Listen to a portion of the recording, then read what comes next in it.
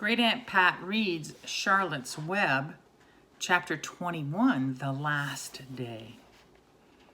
Charlotte and Wilbur were alone. The families had gone to look for Fern. Templeton was asleep. Wilbur lay resting after the excitement and strain of the ceremony. His medal still hung from his neck. By looking out over the corner of his eye, he could see it. "Charlotte," said Wilbur after a while, "why are you so quiet?" "I like to sit still," she said. "I've always been rather quiet." "Yes, but you seem especially so today. Do you feel all right?" "A little tired, perhaps, but I feel peaceful. Your success in the ring this morning was, to a small degree, my success. Your future is assured. You will live secure and safe, Wilbur. Nothing can harm you now. These autumn days will shorten and grow cold. The leaves will shake loose from the trees and fall. Christmas will come, then the snows of winter. You will live to enjoy the beauty of the frozen world. For you mean a great deal to Zuckerman, and he will not harm you ever. Winter will pass, the days will lengthen, the ice will melt in the pasture pond. The song sparrow will return and sing, the frogs will awaken, the warm wind will blow again. All these sights and sounds and smells will be yours to enjoy, Wilbur. This lovely world, these precious days." Charlotte stopped. A moment later, a tear came to Wilbur's eye. "Oh, Charlotte," he said, "to think that when I first met you, I thought you were cruel and bloodthirsty." When he recovered from his emotion, he spoke again. "Why did you do all this for me?" he asked. "I don't deserve it. I've never done anything for you." "You have been my friend," replied Charlotte. "That in itself is a tremendous thing. I wove my webs for you because I liked you. After all, what's a life anyway? We're born, we live a little while, we die.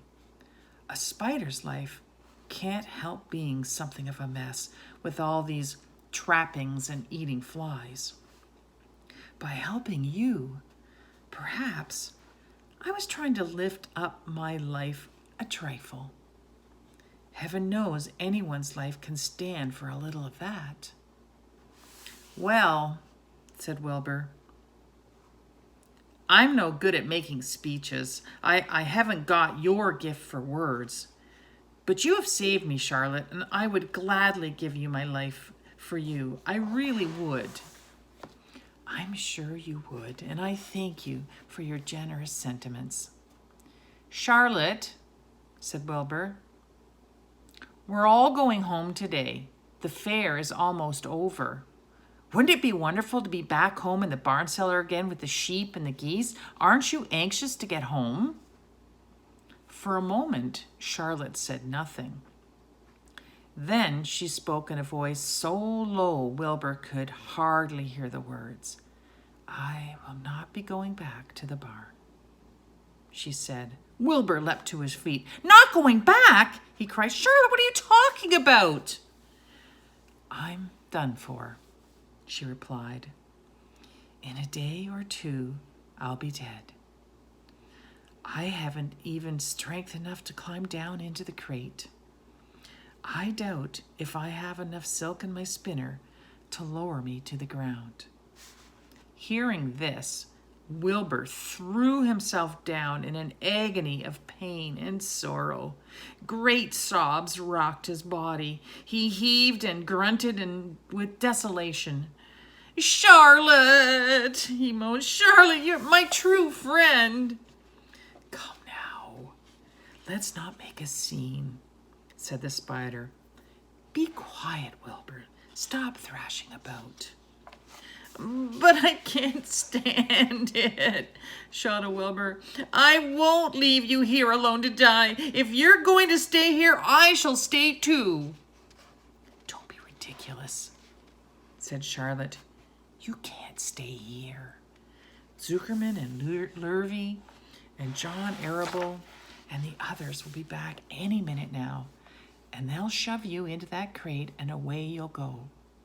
Besides, it wouldn't make any sense for you to stay. There would be no one to feed you. The fairgrounds will soon be empty and deserted. Wilbur was in a panic. He raced round and around the pen. Suddenly, he had an idea. He thought of the egg sack and the 514 little spiders that would hatch in the spring. If Charlotte herself were unable to go home to the barn, at least he must take her children along. Wilbur rushed to the front of his pen. He put his front feet up on the top board and gazed around. In the distance, he saw the Arables and the Zuckermans approaching. He knew he would have to act quickly. Where's Templeton? He demanded. He's in that corner under the straw asleep, said Charlotte. Wilbur rushed over, pushed his strong snout under the rat, and tossed him into the air. Templeton! Screamed Wilbur. Pay attention! The rat, surprised out of a sound sleep, first looked dazed and then disgusted. What kind of monkey shine is this? He growled. Can't a rat catch a wink of sleep without being rudely popped into the air? Listen to me, cried Wilbur. Charlotte is very ill. She has only a short time to live. She cannot accompany us home because of her condition. Therefore, it is absolutely necessary that I take her egg sack with me. I can't reach it and I can't climb. You're the only one that can get it. There's not a second to be lost. The people are coming. They'll be here in no time. Please, please, please, Templeton, climb up and get the egg sack. The rat yawned. He straightened his whiskers. Then he looked up at the egg sack. So, he said, so it's old Templeton to the rescue again, is it? Templeton, do this. Templeton, do that. Templeton, please run down to the dump and get me magazine clippings. Templeton, please lend me a piece of string so I can spin a web. Oh, hurry, said Wilbur. Hurry up, Templeton. But the rat was in no hurry. He began imitating Wilbur's voice. So it's hurry up, Templeton, is it? He said. Ho, ho, and what makes you do I ever get for these services? I would like to know. What thanks do I get? Never a kind word for old Templeton, only abuse and wisecracks and side remarks. Never a kind word for a rat. Templeton, said Wilbur in desperation. If you don't stop talking and get busy, all will be lost and I will die of a broken heart. Please climb up. Templeton lay back in the straw. Lazily, he placed his forepaws behind his head and crossed his knees in an attitude of complete relaxation. Die of a broken heart, he mimicked. How touching, my. I notice that it's always me you come to when in trouble. But I've never heard of anyone's heart breaking on my account. Oh, no. Who cares anything about old Templeton? Get up! Screamed Wilbur. Stop acting like a spoiled child. Templeton grinned and lay still. Who made trip after trip to the dump? He asked. Why, it was old Templeton, who saved Charlotte's life by scaring that Arable boy away with a rotten goose egg. Bless my soul, I believe it was old Templeton. Who bit your tail and got you back on your feet this morning after you fainted in front of the crowd? Old Templeton. Has it ever occurred to you that I'm sick of running errands and doing favors? What do you think I am anyway, a rat of all work? Wilbur was desperate. The people were coming, and the rat was failing him.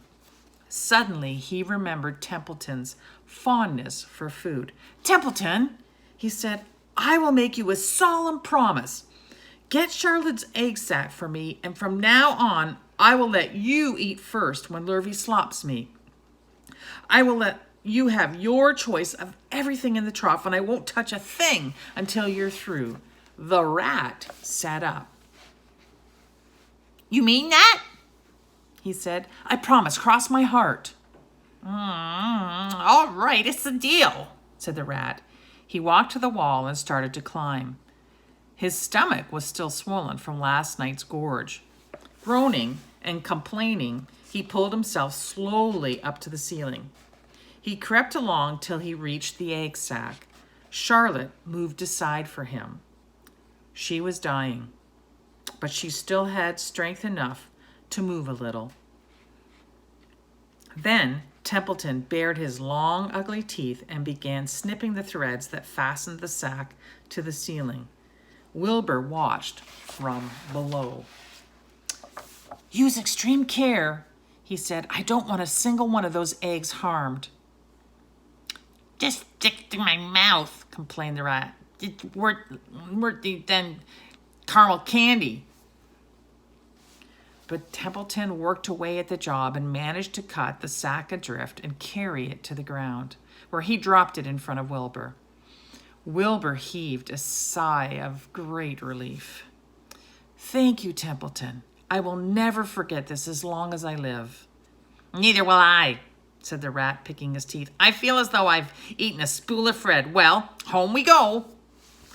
Templeton crept into the crate and buried himself in the straw. He got out of sight just in time.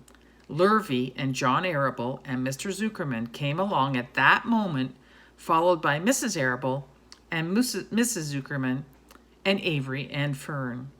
Wilbur had already decided how he would carry the egg sac. There was only one way possible. He carefully took the little bundle in his mouth and held it there on top of his tongue. He remembered what Charlotte had told him, that the sack was waterproof and strong. It felt funny on his tongue and made him drool a bit. And of course, he couldn't say anything. But as he was being shoved into the crate, he looked up at Charlotte and gave her a wink. She knew he was saying goodbye in the only way he could, and she knew her children were safe. "Goodbye," she whispered.